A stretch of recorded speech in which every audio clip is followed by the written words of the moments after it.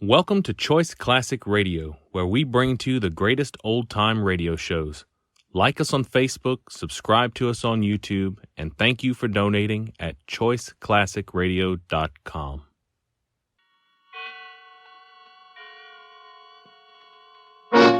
Suspense! Wherever hospitality is a gracious art, the best serve C-R-E-S-T-A, B-L-A-N-C-A, Cresta Blanca, Cresta Blanca. Yes, following a tradition of pleasing the world's most discriminating travelers, American Overseas Airlines offers its passengers Cresta Blanca California wines.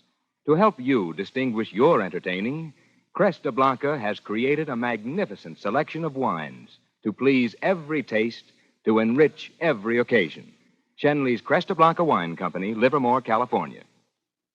And now, Shenley brings you radio's outstanding theater of thrills, Suspense! presented by Roma Wines. That's R-O-M-A. Roma Wines, for your everyday enjoyment. Tonight, Roma Wines of Fresno, California bring you Miss Lynn Barry in Murder by an Expert, a suspense play produced, edited, and directed for Shenley by William Spear.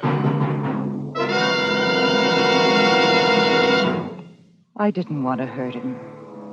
But I couldn't do it while he lay there sleeping so peacefully.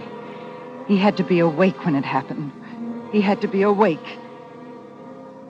Bob? Bob! Bob, get up. Get up. What's the matter? I haven't... We have an audition. What time is it? 20 minutes to 11. An audition in the middle of the night? There's a club over on 8th Street needs a dance team. Tabor just phoned me. Said to get over there right away. I didn't hear any phone. You were asleep. It usually wakes me. All right. I'll get dressed. I suppose they want us to go on tonight. I'm not going to be much good. I think it could wait till morning, anyway. That was step number 1. While he was dressing, I stepped out to the payphone in the hall. I could hear him in the bathroom. I looked at the watch. I didn't have to rush. I had time, enough time.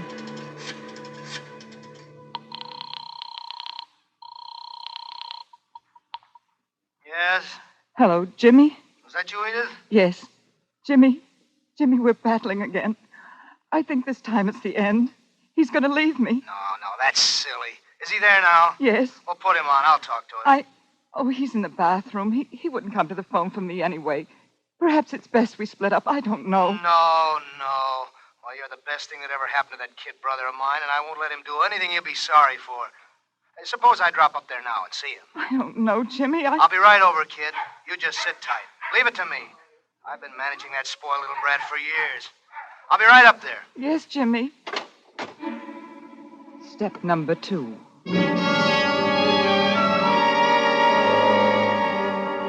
The big brother was going to step over and straighten everything out. I looked at the watch again. It was 11:15. He'd get there at 11. Just the time. Just the right time. All right, are we going or aren't we? Oh, you got ready quickly. Who was that on the phone? Wrong number. Yeah? Did you tell the wrong number? You couldn't go out with them tonight? I said it was a wrong number. I heard you. You don't believe me? You're going to get ready to go out or aren't you? I didn't like to have it that way, but that was how it had to be. Violent, angry, like there'd been an argument. That was how it was going to have to look. He turned his back to me and started lifting our costumes into a little suitcase. I slid the knife into my hand. Cold. Even the wood handle was cold. What would the steel feel like to Bob? I came very close to him. He started to turn. Where's your other And I jumped forward quickly and lost the knife somewhere in his throat.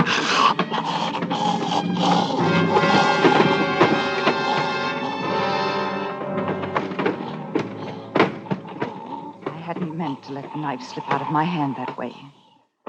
I stood quietly until he stopped driving. Then I reached down and lifted the knife up and wiped the handle off. I had to do that. Then I dropped it again. For a moment, I watched the blood soaking across the rug. I couldn't take my eyes off it. I was fascinated by it.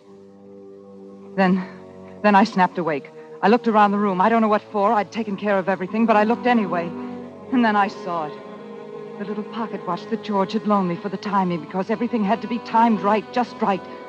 I must have put it down there when I did it. I slipped it into my handbag, put on my hat and coat. It was 10 to 11. That was when he died. 10 minutes to 11.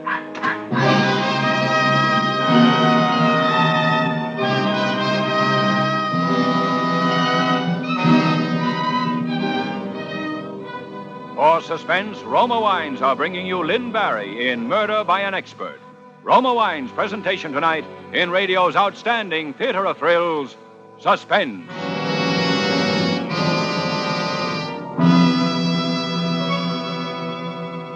Suspense, radio's outstanding theater of thrills, is brought to you by Roma. That's Roma. Roma Wines. America's largest selling wines. So cool to come home to.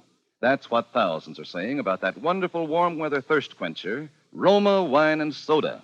Yes, the tastiest treat in town. Cool Roma Wine and Soda is a tempting treat for the family, a delightful refresher to serve friends who drop in these sultry evenings. Just half fill tall glasses with your favorite Roma California wine, such as Roma Burgundy or Sauterne. Pop in a few ice cubes. Fill with sparkling water, sweeten to taste. Remember, wine and soda made with Roma is better tasting because Roma wines are selected for your pleasure from the world's greatest reserves of fine wines. And now, Roma Wines bring back to our Hollywood soundstage Lynn Barry as Edith Reed in Murder by an Expert, a play well calculated to keep you in suspense.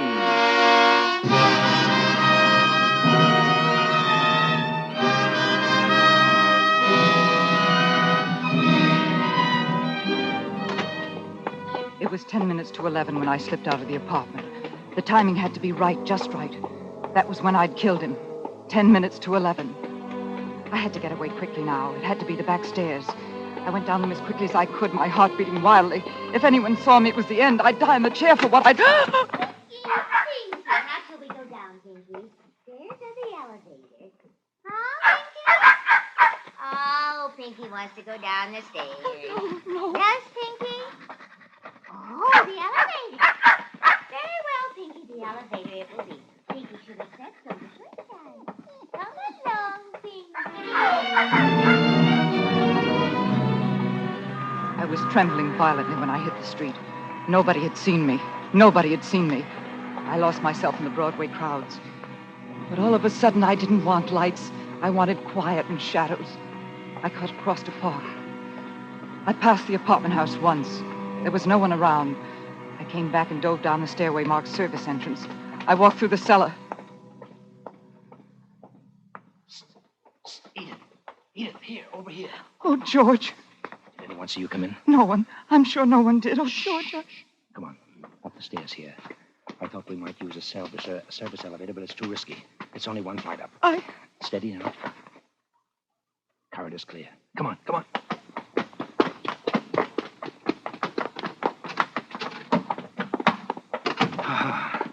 There. There, it's all over.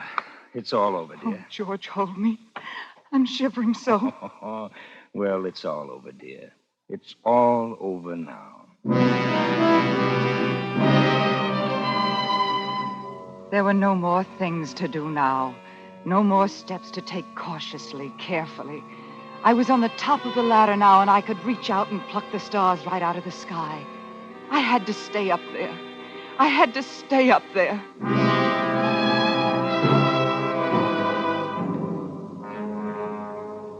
I wasn't nervous at all. Wow.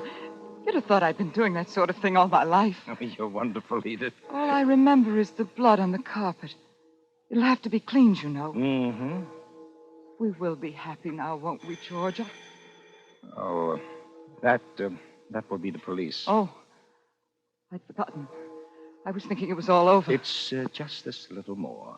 Do you feel up to it? Oh, I'm all right, dear. I'll be fine. You'll see. I won't throw it all away now.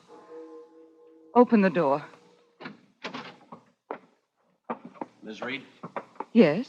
We're from the police department, Ms. Reed. The police department? What? Well, Ms. Reed, your husband's had an accident. Bob? Tell me. Tell me. He's been stabbed, ma'am. He's dead. Bob? But, We'd like to have you come down to headquarters to identify him. And Bob? Oh, no. Oh, no, no.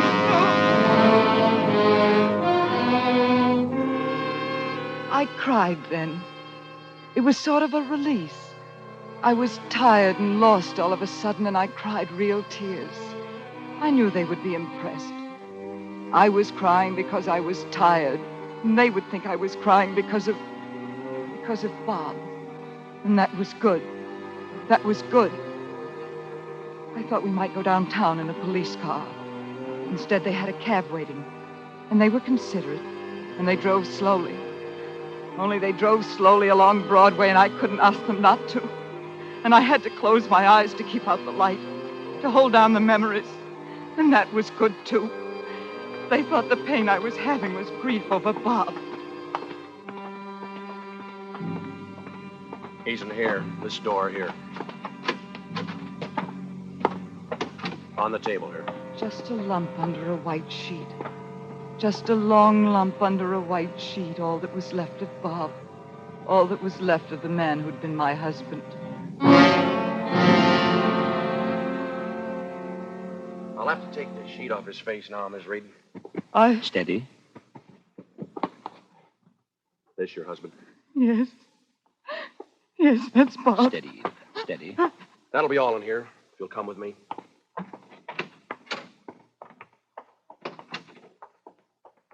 You'll come in here. What? It'll only be for a moment, I'm sure.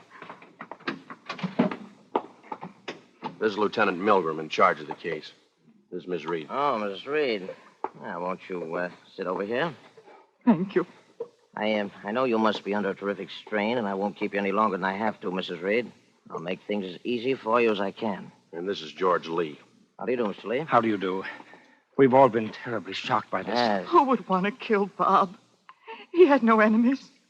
Was it robbery or... No, I'm afraid it was no robbery. But then what? You went out tonight. Yes. Early?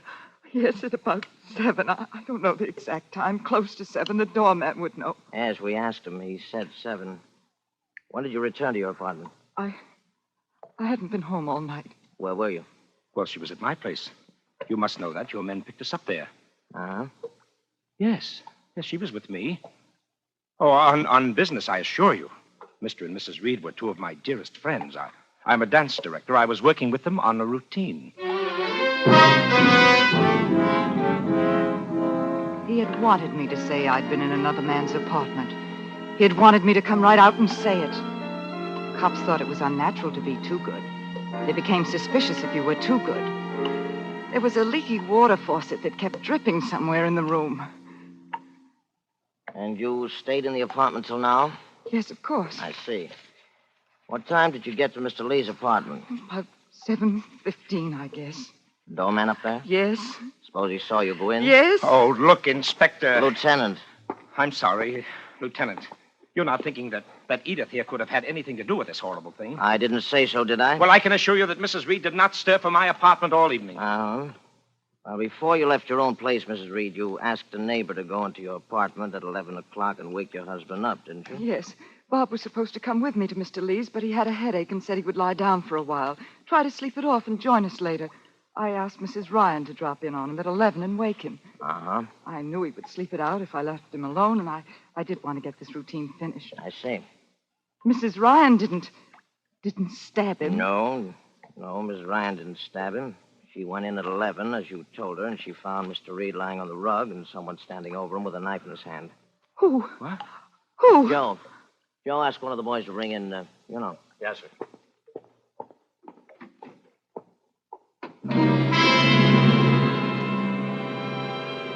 The timing had been perfect. Everything had gone well.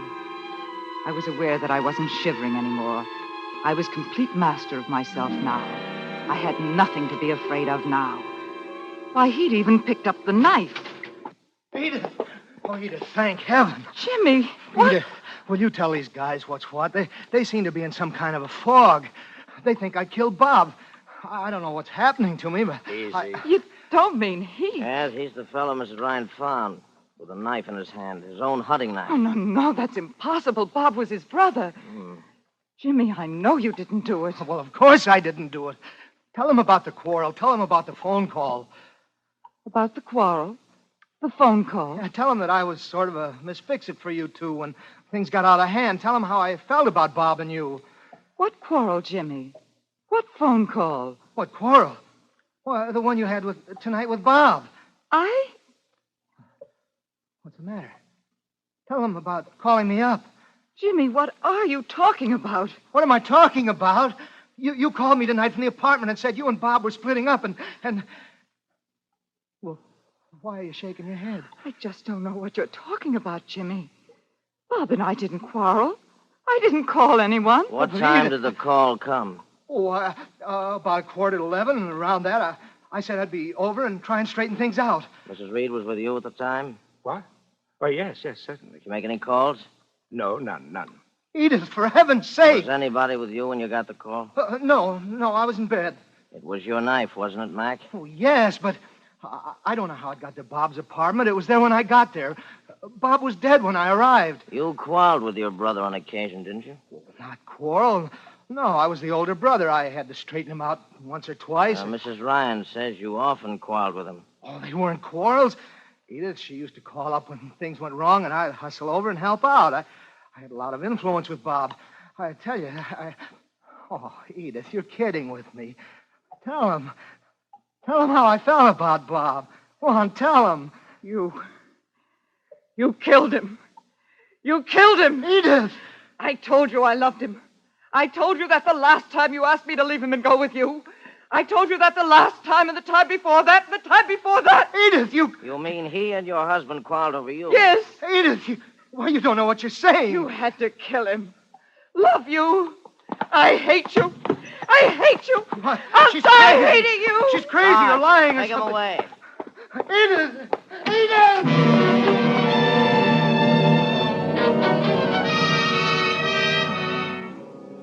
I did it well. I did it superbly. I was sorry for Jimmy, but he didn't count, really. It was him or me. I was after happiness, and nobody was going to stand in my way. Nobody. They drove me home in a police car. George went home alone. I suddenly remembered I hadn't a chance to give him back his watch. It was a foolish little thought to have now. The night air will make you feel better. Cool, you know. Yes. Your husband was a fairly wealthy man, wasn't he? I don't know. Yes, I suppose he was. Didn't use much of it, did he? Why? Well, he wanted to be a great dancer. Show business was in his blood. Oh? He said he was going to become as great as Astaire or Bolger or Kelly. Oh. And he was going to do it the way they did it, the hard way. He wasn't going to buy success. He insisted we live on our club earnings and ignore the other... I see. Well, you'll be quite a wealthy woman now. I don't want to think about it. Here we are, Chief. Well, good night, Mrs. Reed. Oh, it's almost 2 o'clock. Good morning, Mrs. Reed. Good morning. Want me to see you in? No, I'll be all right. Thank you for everything.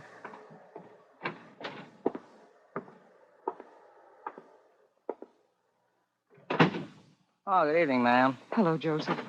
6, please. I'm sorry about Thank you, but Joseph. you're not going to sleep up there, are you? Yes, Joseph. There's nothing to be afraid of.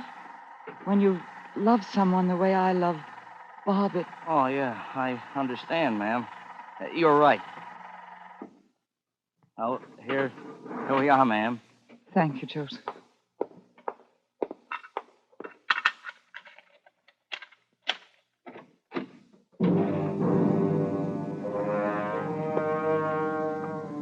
I stood in the doorway for a moment before I snapped on the light. I thought I could smell the death in the air. They do in novels. But there was nothing. Nothing. I snapped the light on and closed the door. The police had cleaned the room nicely. There was only the spot on the rug. Only the blood on the rug. There was nothing here to be afraid of. No voices, no ghosts, nothing. I was tired. I needed sleep badly. I went into the bedroom and locked the door. and tried to sleep. Can you be so tired that you can't sleep? Can't even force an eyelid down over your eye? Can you be that tired? And the blackness and the quiet, they seem to be smothering me. And then I heard it. At first I didn't know what it was. I wasn't frightened. I just didn't know what it was. George's watch, of course. The little pocket watch he'd loaned me in my handbag on the bedside table. How silly. They sound so loud in an empty room at night. I snapped on the light. It wasn't that I was afraid. There was nothing to be afraid of, not really. But suddenly I was just a lonely little girl. I didn't want quiet now. I wanted to hear voices, happy sounds, happy noises. I wanted George. I needed to be with him. I needed terribly to be with him now.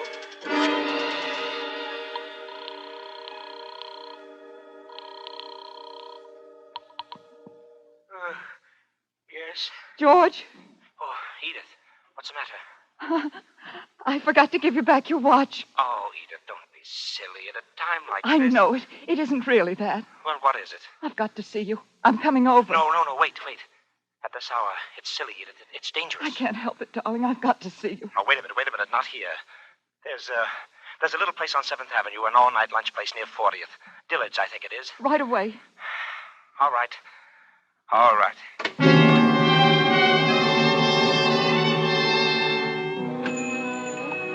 The place looked empty when I got there, only a fat little man at the counter slicing some kind of meat. And then I saw George at the back at one of the few tables in the place. I ran back. Dearest. Edith, no. It's not smart. I just want you to hold me. Hold me for a moment. I need you so. Edith, please, the waiter. Oh. Stop trembling. You're trembling. Yeah? What'll it be, folks? 2 coffees, please. Do you want anything else, Edith? Just you. Huh? I bought him tonight. I don't get it. 2 coffees. Just 2 coffees, please. Sure. You're overwrought. Why? Because I said I bought you. When will we get married, dear? Soon? You should be home sleeping. I suppose we will have to wait a little while for appearance's sake, but set a date, dear, now. Go ahead. Please, the waiter. 2 coffees. Next month, perhaps. In June. Edith, please, let's discuss this whole thing tomorrow in the sunlight when things are normal. In July, then. Sometime in July. What's the matter, George? When, then? I can wait, darling. I've waited this long. Let's get out of here. No, George. I'm not going to move until you answer me, George. When are you going to marry me? Never. I'm not going to marry you. You're joking. Don't joke with me, George. I'm not going to marry with you. Now, I don't want to tell you this now, but maybe it's better. Maybe the quicker we get things straight, the better. Get things straight? Please listen to me. Edith, you're a rich woman now. You've got a lot of money out of tonight. You got rid of him at a nice profit. So why not look at it as a good business deal and nothing else? I don't understand. A good business deal for both of us. We both took chances. George, I don't. I want half of what you inherit, the insurance and such, for my silence and my lies and my general help. I'm not in love with you, Edith. I never was. I needed the money. There's someone else? Yes. There always was. Even while... Yes. And you want to blackmail half of my money to finance you and someone else. A business deal. The whole thing was just a business deal. Please. That's very funny. Bob wouldn't give me a divorce, and even if he had, I'd have gotten no money. And you and I would have needed money to live on. So I killed him. All that terror and all that blood for a business deal. A business deal. It's very funny. It's really very funny.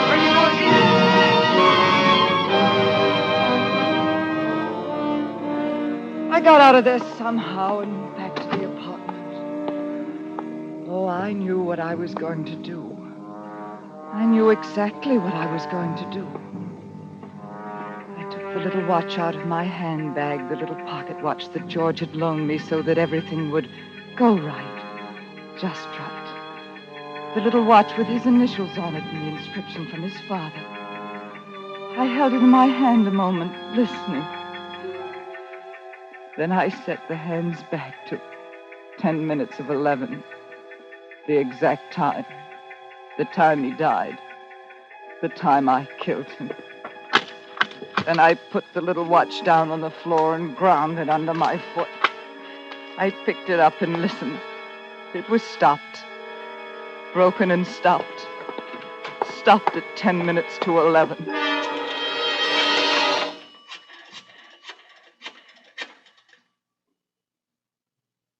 Lieutenant Milgram, please. Lieutenant, this is Edith Reed. I lied to you, Lieutenant. George did it. We planned it together. Why am I telling you? Guilty conscience, I suppose. Oh, you can prove it all right. I found his watch under a corner of the carpet. It was broken during the struggle. Yes, it had stopped. At 10 minutes to 11. Yes, that was the time. 10 minutes to 11.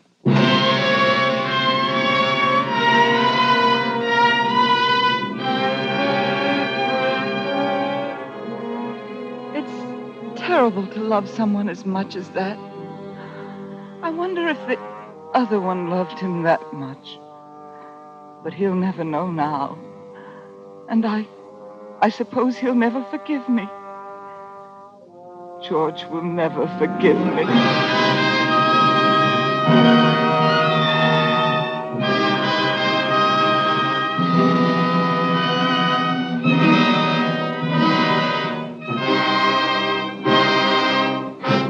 Suspense. Murder by an Expert, starring Lynn Berry. Presented by Roma Wines. That's R-O-M-A, Roma, California Wines.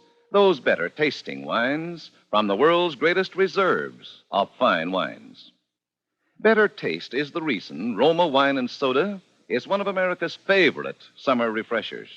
In Roma, you enjoy better taste that starts with the natural juices of California's choicest grapes. Then, with ancient skills and unmatched wine-making resources, Roma guides this grape treasure unhurriedly to peak taste perfection. These Roma wines are placed with mellow Roma wines of years before. And from these, the world's greatest wine reserves, Roma later selects for your pleasure. Try a refreshing Roma wine and soda made with robust Roma California Burgundy or delicate Roma Sauterne. After a sweltering day, it's so cool to come home to, and so much more delicious when made with better tasting Roma wine, America's largest selling wine. Lynn Barry may soon be seen in the Eagle Lion production, Man from Texas. Tonight's suspense play was by John Shaw. Next Thursday, same time, you will hear Jerome Cowan as star of Suspense. Produced and directed by William Spear for the Roma Wine Company of Fresno, California.